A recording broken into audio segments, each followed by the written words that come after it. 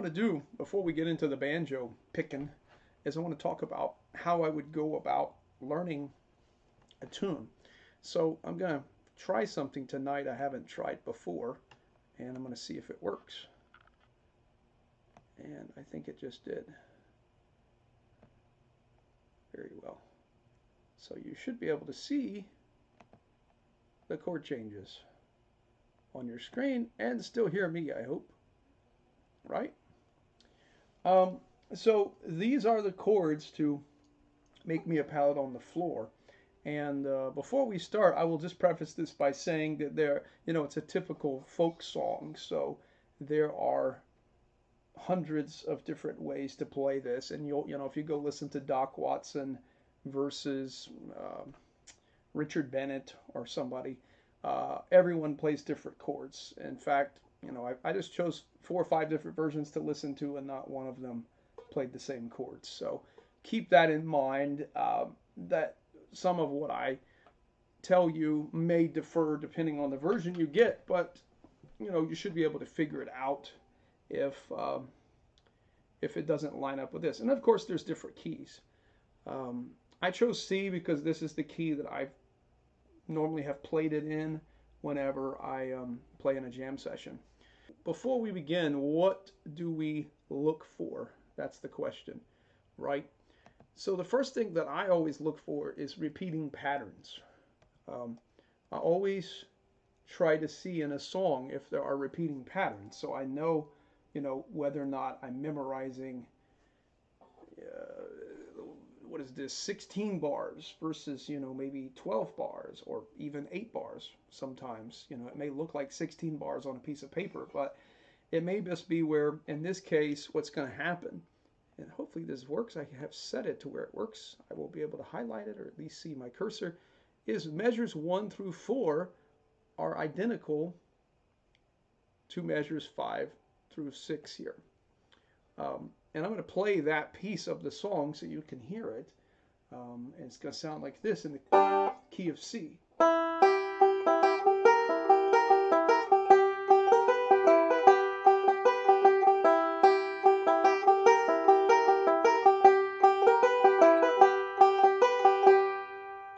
So that's the first 8 bars, and hopefully you heard what happened there, that it was just a repetition. So you have 2 bars, and another thing to know about music is that a lot of times it comes in 2-bar phrases. So you got a 2-bar phrase and then another 2-bar phrase. Once again, that's a C7 and then a G. And then it repeats.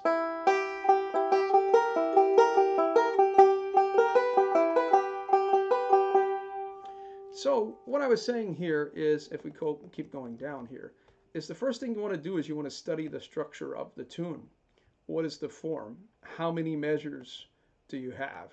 And of course here you have 16. A lot of times people just jump into the song without thinking about what's happening with the tune. And then the next thing we ask ourselves is, what key is the song in? And how do you determine the key? So here's a question I have for people listening in, is what key is this song in here? So these are a lot of guesses here. And profile, your guess is the one that's the most common, which is people tend to just look at the first chord of the song and then guess that as the key. It turns out that that's not the correct answer. And then it turns out it's not A either. It turns out normally, not always, but it's not like 100% of the time, but the majority of the time, what you actually want to do is you actually want to look at the last chord of the song, because the song has to come to resolution. So if you just look at this really quick, you got a G major, right? And if I keep going with the tune, you would hear this, by the way. I'll keep playing. I'll play the whole thing.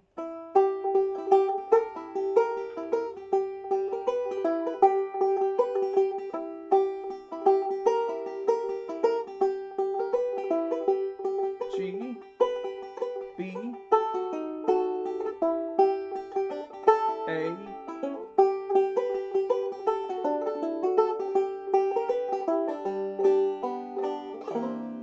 and then it goes back to C.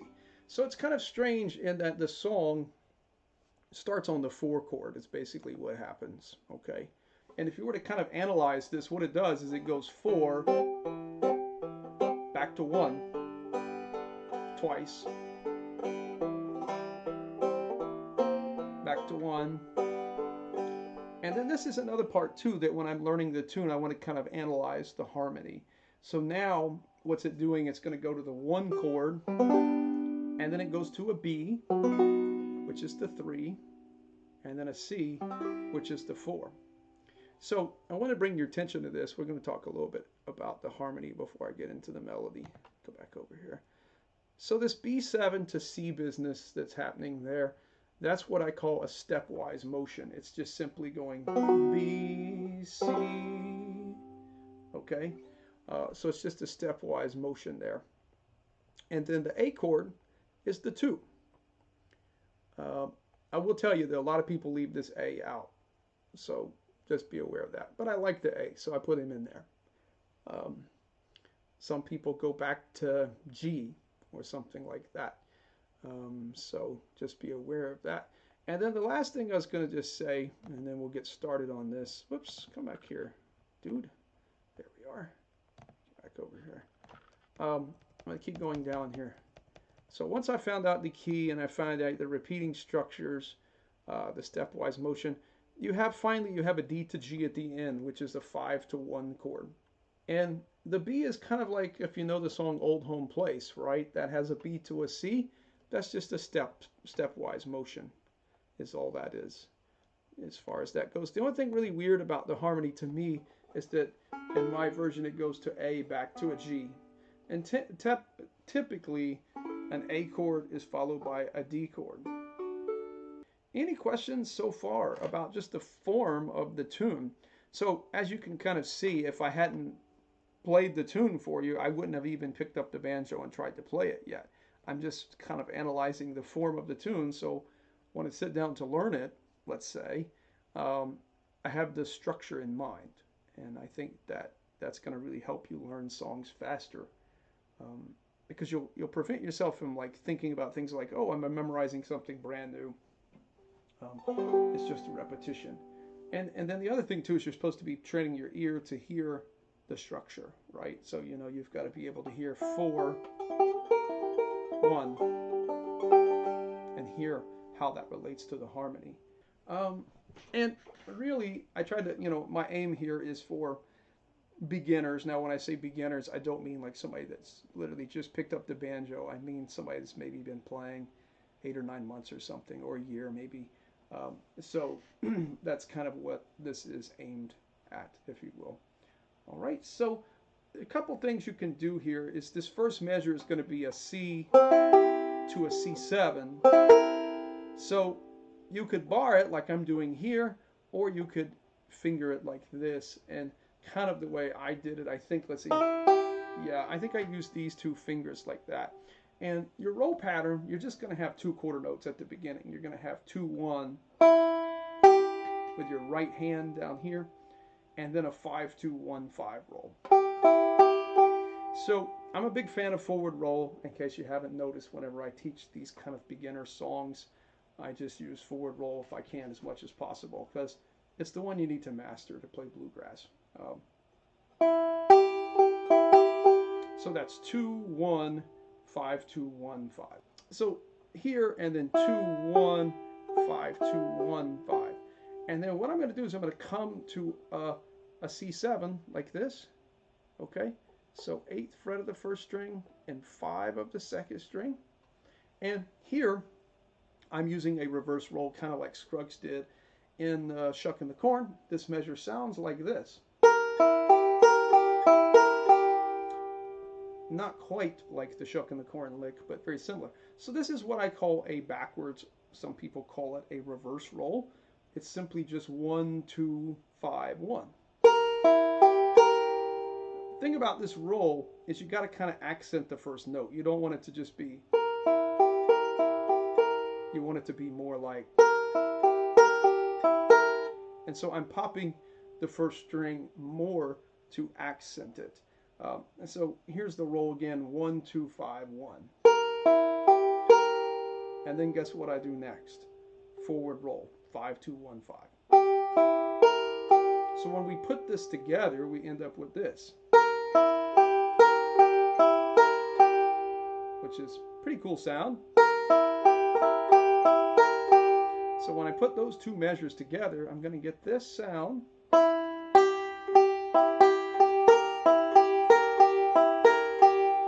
Okay, hopefully no one has any questions about that. That's just C to C7.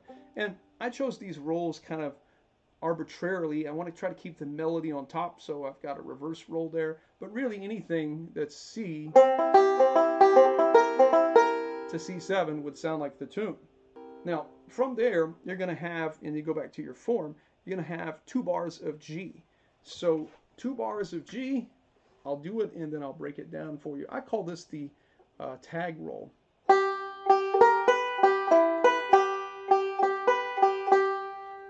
It's basically this thing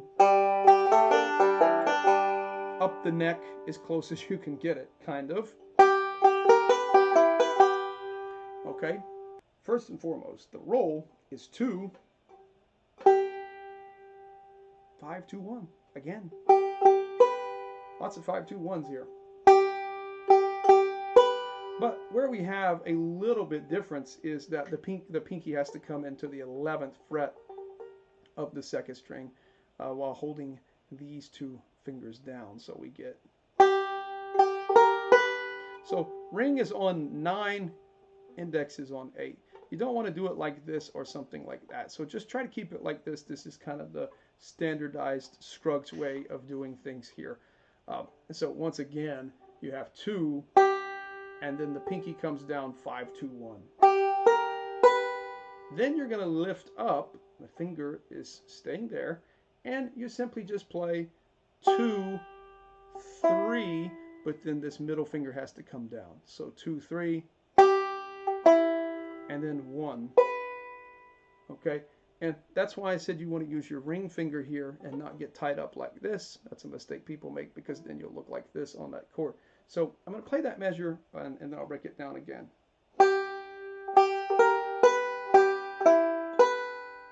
Okay, so here we go once again. 2, 5, 2, 1. It lifts up. 2, 3, 1. I commonly call this the tag roll. Okay, now it gets simpler. You're going to stay where you're at, same frets. One thing I'll draw to your attention, just because I'm on it, some of you probably have heard Cumberland Gap or maybe Sally Gooden by Earl Scruggs. You're going to find out that he doesn't do the G chord like this and then plays those tunes. What does he do? He normally, he has this shape. It's that kind of thing, right? So it's kind of interesting that Scruggs chose not to use, usually when he's up the neck or down the neck, whatever you want to call it, is down here. And he's playing melodies. He's not in this shape. He tends to be more in this shape, right? Like this, okay? So after this tag business, you're going to stay put right here, and you're just going to go 2, 5, 2, 1, 5. Forward roll again. Be very careful with the rhythm, because the rhythm is just 1, 2, and 3, and. Okay? So really watch the rhythm. 2, 5, 2, 1, 5. Now, the last note in the measure is going to be the second string, and that's going to be a quarter note. So this measure sounds like this. All right, I'll say the rhythm one more time. 2, 5, 2, 1, 5, 2. Okay, I'm going to back it up and I'm going to play through the entire first line. This is measures 1 through 4, but also keep in mind that we actually just knocked out measures 5 through 8 as well. So we've actually done 8 measures. We've done literally 50% of the tune within just a few minutes here, okay? So here goes the entire thing.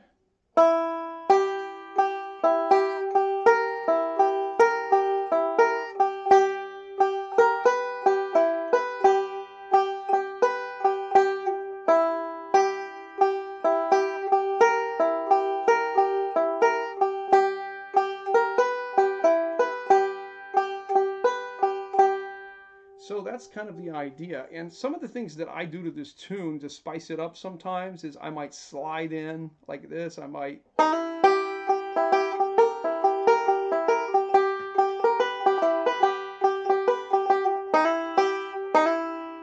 And so you can certainly do those kind of ornamentations.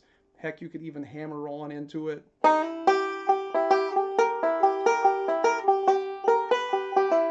Sometimes people will bend more with their pinky on this tag. I tend to personally leave out all of the ornamentations whenever I'm teaching something in the beginning, because I find if you get the rhythm and you get your fingers in the right spot, the ornamentations are a lot easier. So I don't tend to begin with those very much. Any questions so far about measures 1 through 4? I'll take just a quick sip of coffee here. You would see that there are going to be 3 measures of G, and we just did 2 of them. So it turns out you're just going to stay put right where you're at. And here's the other beautiful thing. I have planned this quite nice, is that this next measure, measure 9, you're holding this shape, but it turns out that it's the exact same roll that I used up here. I use that roll quite a bit whenever I have a melody on the first string. So what was that roll again? That roll was 1, 2, 5, 1. 1, 2, 5, 1, and then a forward roll, 5, 2, 1, 5. So I'll say the roll and then I'll play it. 1, 2, 5, 1, 5, 2, 1, 5. It's a lot of numbers.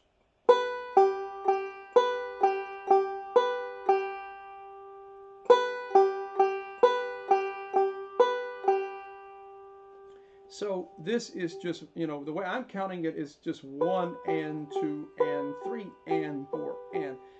It's probably more correct to write things in 2, but honestly I just don't like writing things in 2 because I don't really want to count 1E and a 2E and a. It's just, and it looks messier on a page, so I tend to write things out in 4 and just, you know, leave it at that. There are some tunes that in my on my site, the tablatures, I have written out in 2 though. There were certain ones that I decided just looked better in 2, but this isn't one of them. So it's just 1 and 2 and 3 and 4 and straight 4 time there. Easier to count and I think easier to read in some ways. So that's just your, I call this, by the way, if I had to say a name for this roll, it's a reverse forward. It's kind of like reverse forward. Scruggs did something like that in Shucking the Corn. You know, something kind of like that, where it's a lot of reverse rolls over and over and over. So that's measure 9, and then here's measure 10, where things get a little bit juicier. They start to get a little more harmonically interesting. We're actually going to go now to a B7 chord, and I'll tell you how to do that. It's just 7 and 7 on the first and second strings, and then the 8th fret of the, sorry, is that right? Yes, the 8th fret of the 3rd string. Sorry. So you got 7, 7, and 8. And the reason, by the way, that that's a B7 is that this is a B, and then if you want to turn that into a B7, you get this. So that's just a B7. And kind of how I did this, it's a bit unusual, but I just did a reverse roll. I just did 1, 2, 3 while holding that, and then a pent or a pluck. I call these plucks. A pluck is when I hit the first and second string together. So this part of the song is simply 1, 2, 3, pluck. Like that. And it might sound a little weird because we're in G, remember, so your ear might be still hearing that tonic, right? Sounds a little dissonant, I suppose. And then just, I call these fillers. I just hit the 5th string to fill in. So it just sounds like this. And that rhythm is counted 1 and 2, 3, 4. So lots of quarter notes there. Sounds, it's like a lot of banjo picking. It sounds kind of weird slow, but then when you speed it up, just kind of goes away. So 1, 2, 3, pluck. 5, and then all you're going to do is you're going to kind of release your hand. I just shift like this, and then it slides up to your C chord. Okay. Now the good thing is that this C chord, you don't even have to put your pinky down. Whoops, I did a 2-finger C chord. I'm just catching the 9th fret of the 3rd string and the 8th fret of the 2nd string.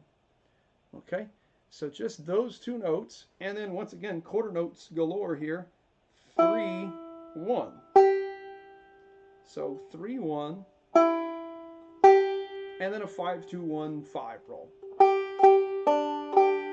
I'm such a big fan of 5, 2, 1, 5. If you look at this arrangement, I don't know how many times I used it, but there's a lot of them. So that is just 3, 2, 5, 2, 1, 5. Okay, I'm going to start from measure 9 again. So the beginning of this line, we're back on our G, a reverse forward, B7, moves up, C. I'll do it a little quicker here.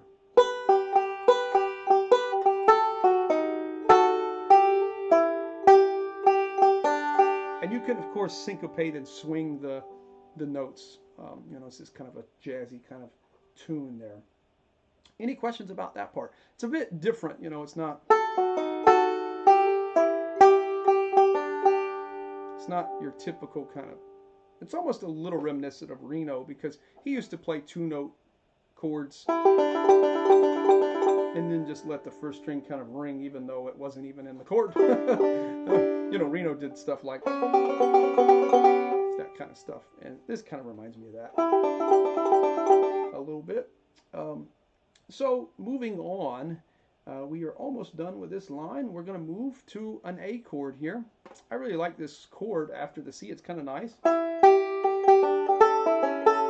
And like I said, be careful here because there's tons of versions that do not do this. You may have to end up going back to G. There are some that do this, but just keep that in mind. It's a folk tune, so there's going to be lots of variations. So here's another roll that I use whenever the melody is on the top string, which is where it's at. I'm going to go 1, 2, 3, 1. It's like a reverse roll. And then just to fill in, 5, 2, 3. And that 3 is going to be a quarter note. So here's the thing completely. Rhythm-wise, 1 and 2 and 3 and 4. Yeah, sometimes you just have to make it up, man.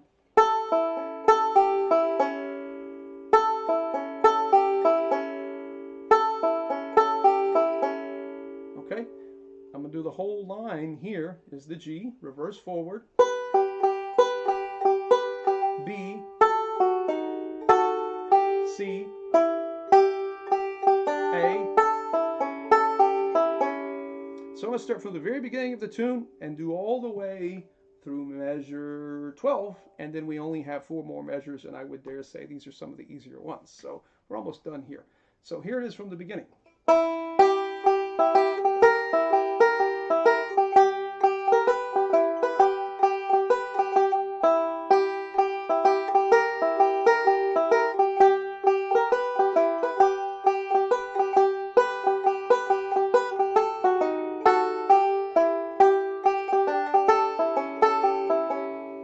You can hear if I just end there, it sounds very incomplete because the A is, like I said, it's like the 2 chord.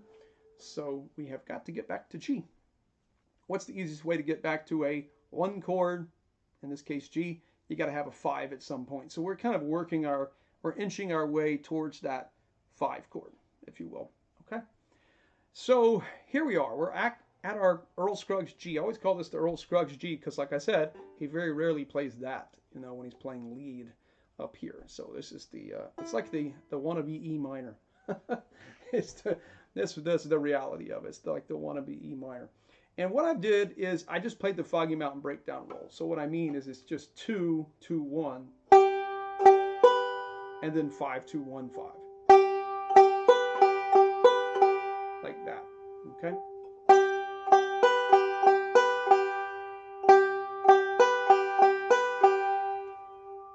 When I write these arrangements out, I just try to keep them simple. No complex, weird rolls, unless I have to.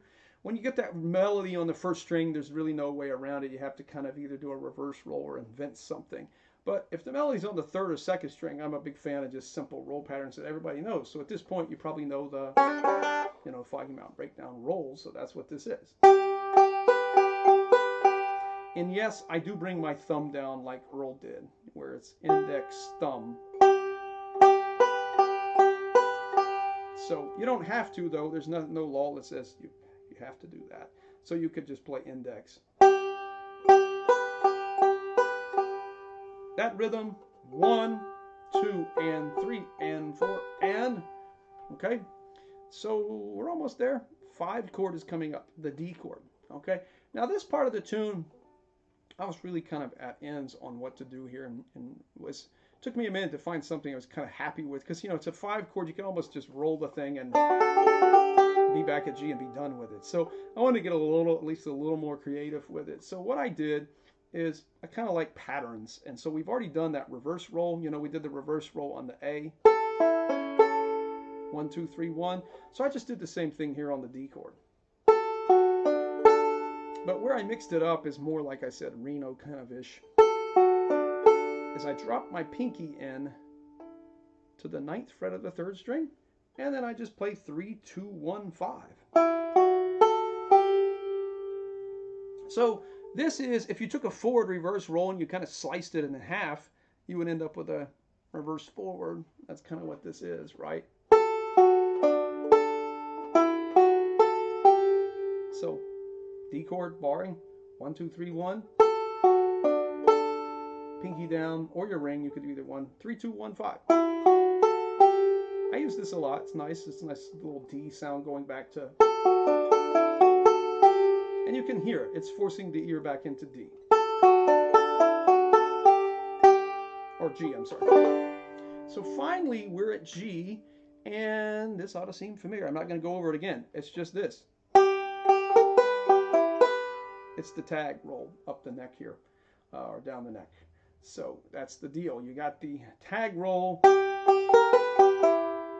and it's the same thing you already did. So from measure 13, Foggy Mountain Breakdown roll, D chord, tag roll, and then the thing we wish every measure could be, 3 pinch, 2 pinch. I'm going to do that full line, and then I'm going to go all the way back to the beginning. I'm going to play it really slow. So here is measure 13 through, I think it's 16. Foggy Mountain Breakdown roll.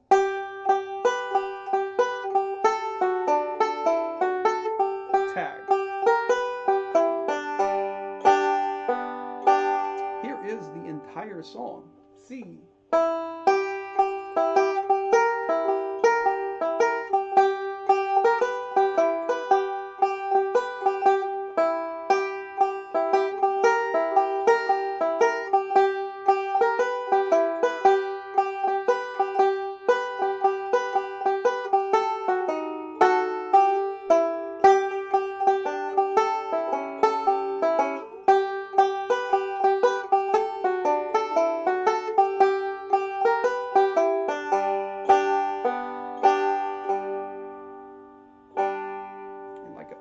Banjos, it went out of tune there a little bit at the end.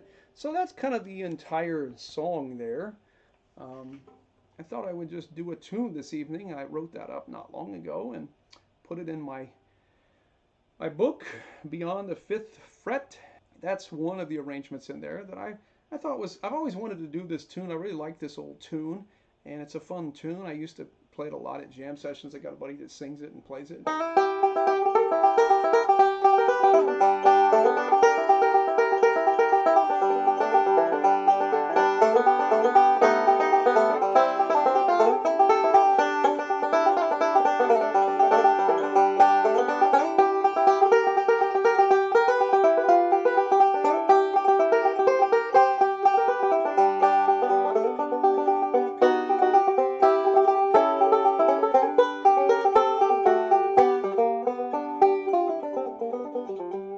I mean, you can do all sorts of stuff with it. I just thought I'd play through a little bit of idea there. And you can, if you want to add sevenths to things,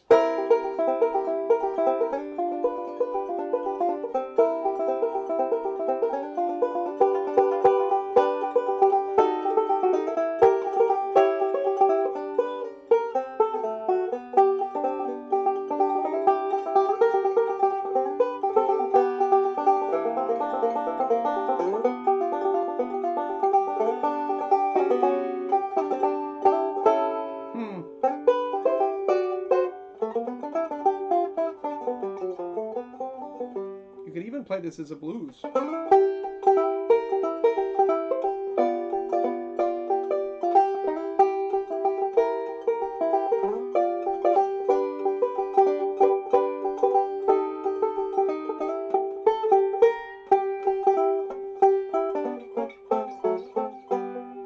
However you want to play it. You don't have to play it fast. Mississippi John Ernst has a cool version of it. Doc Watson, of course, Doc Watson plays it a little fast, but you could certainly play it as a blues. Fun old tune. I like it because it's deceiving. It starts on the 4 chord, and then it works its way to a 2 chord, but then you don't get the 2/5 like you expect. There's some other cool tunes in my book that I wrote up. I did a fun version of Wreck of the Old 97, and that's one. I hate to say it, I never really played much until I wrote it up. I said, well, I kind of like this. I have a version of that in C.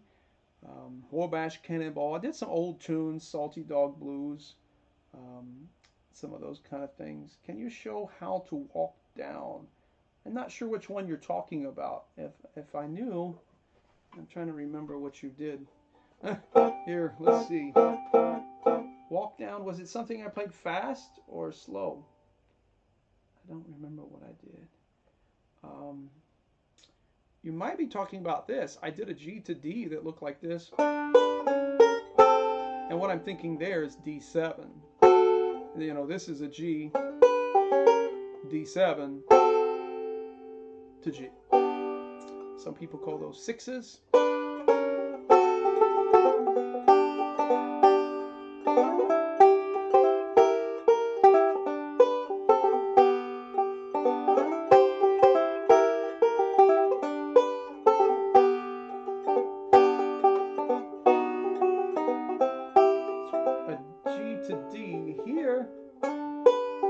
Now I did something here that I didn't expect. Honestly, I was doing it on the fly. I did a G to D like this. I'm pretty sure that's what I did. It's a G, and then a D, D7, and then a G there. I think that's the only thing I can think of that I did G to D that was weird. I just thought of one other one that I did. I also did this one, which is, what this is this is the lowest part of a G chord. I did this one. Maybe that's what you're talking about. Those are more thirds. So I did 9 and 7 here on the 4th string. And then once again, I'm thinking D7, 7 and 5. And then this is D2, 4 and 2. I do this little trick a lot. You know, if you got a D chord here, this is D7. And so you can play around with 4 and 2, 5 and 7 and 5. Yes, okay. So, yeah, this is D. That's D7. So I might have, let's see if I can do it again. I'll start from the G to B.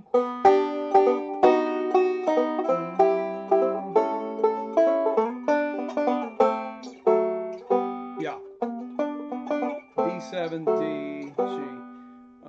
I use those a lot. Those are in my thirds worksheet. That thirds worksheet is over there on Patreon, if you haven't seen that. Okay, so here's what I'm going to do. I'm going to close up on Make Me a Pallet on the Floor, and then I'll go for a little bit and just answer any general questions that anybody has about anything. I've only been going 41 minutes. That didn't take me long. So feel free to ask questions. Any advice for experimenting with this song above the 12th fret? Well, yeah, I mean, honestly, just think in terms of chords. C, you know, any C you got, like you got a C up here to a G. I would just start off running through the tune in chords. So C, G, C, maybe G to C7. Now, yeah, you could put a seventh on the G even.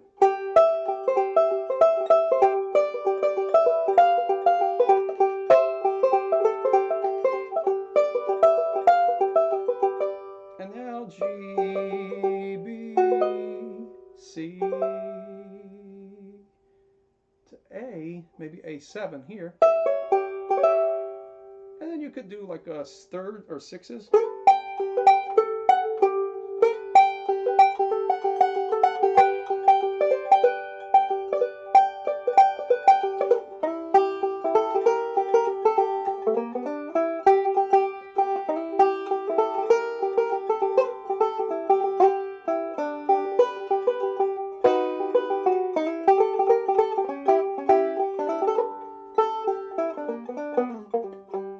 What I would say, okay, let's talk about that. So single string, right?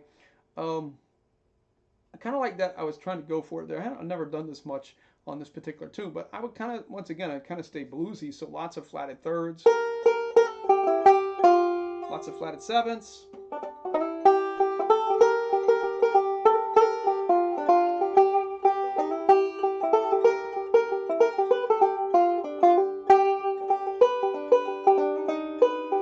C7, A, and now here I would probably just gun it and play some blues licks.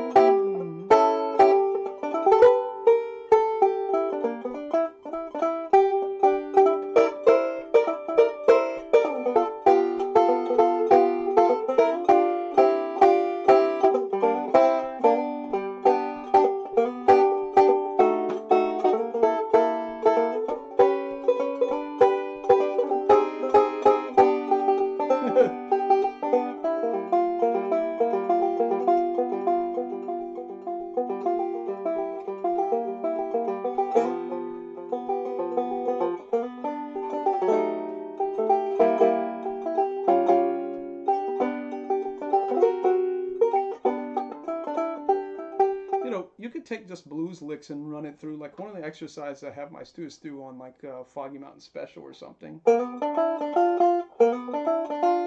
Those kind of blues licks, you could just run those through this whole thing.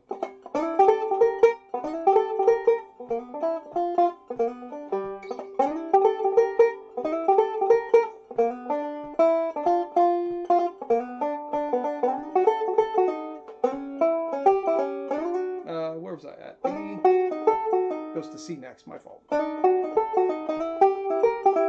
And then A. So this whole thing, you could just practice running these kind of.